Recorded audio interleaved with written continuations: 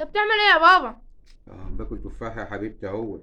تفاح؟ احنا بنعرف، احنا بنشوف التفاح بره يا بابا بيبقى كبير كده. كبير كده يا حبيبتي، ده كله هرمونات ومبيدات وحاجات بايظه امريكاني ومغشوش، لكن ده يا حبيبتي مصري اصلي، من غير مبيدات ومن غير اسمده ومن غير هرمونات واي حاجه، تاكل منه كله غذاء وفيتامينات طبيعي.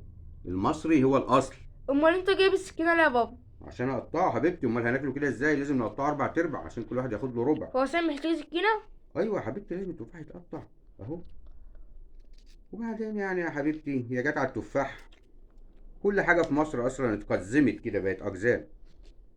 يعني عندك مثلا وزاره صناعه، عمرك شفت صناعه في مصر؟ مفيش.